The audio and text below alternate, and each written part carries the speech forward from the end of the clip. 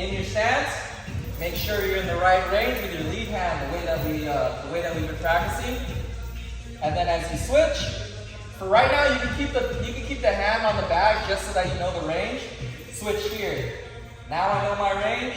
We practice kicking without the step. All I do is pivot and come back. Make sure that you're bringing it all the way back into your southpaw stance. I don't want to kick and come down square and then have to adjust, right? Because if I'm landing square after a kick, I'm landing square right in front of my opponent, and he's just going to deck me in the jaw, and boom, that's it, right?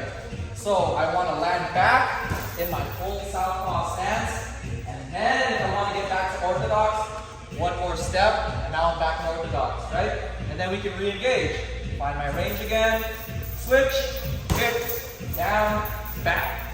Re-engage, find the range, switch and kick. So let's practice that one for a bit, and then we'll tweak some things as we go along, okay? Alright, hop a little far forward on that one. Back to your orthodox. There we go.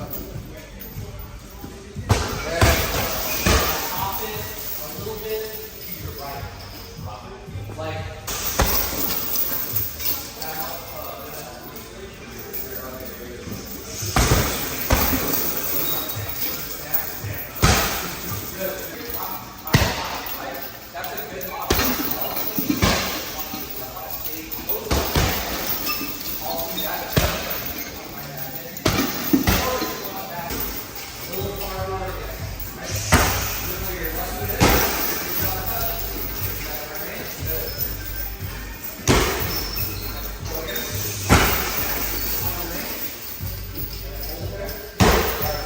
gloves on. Remember that when we throw elbows, be very careful.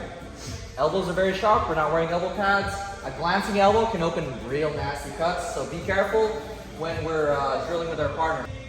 Couple key points. Whenever I throw an elbow, I want to turn it so that my palm is facing out, right? And my thumb is facing down. That's going to expose the pointy bits of the elbow that we want to hit with. More bone exposed means more damage to them. The more I turn it over this way, now I've got like your forearm muscles are kind of softening the blow, right? I want it to be as hard and as sharp as possible when I throw it, right?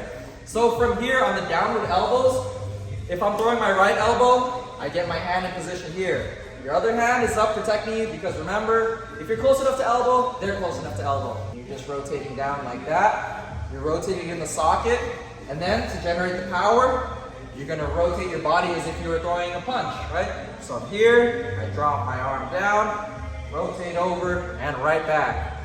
Where you wanna connect is right here, the temple, the eyebrows. Especially the eyebrows, these like to get cut really easily. When the skin is pulled tight over your skull, those are easy spots to cut.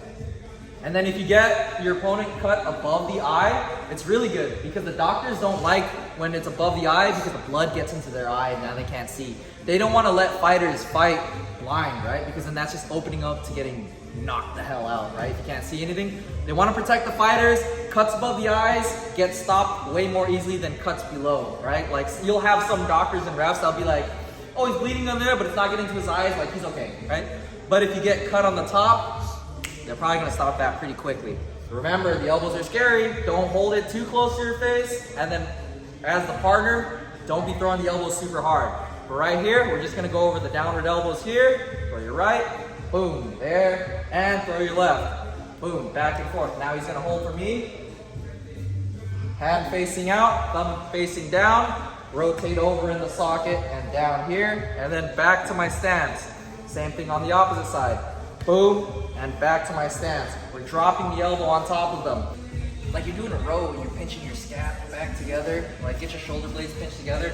That's gonna let it rotate in the socket here. Over, right? You want your shoulder blades to come together so that we load up the elbow. If I try to do it without getting those together, now I'm just relying on my weight leaning forward. I gotta get the elbow back so that I can come over the top.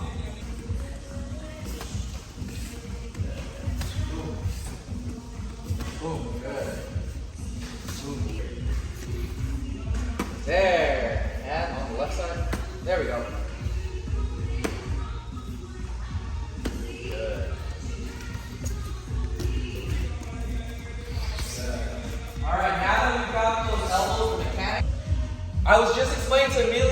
how this elbow, it's kind of like you're drawing a bow, right? A bow and arrow, you're drawing it back, and then you're shooting forward here.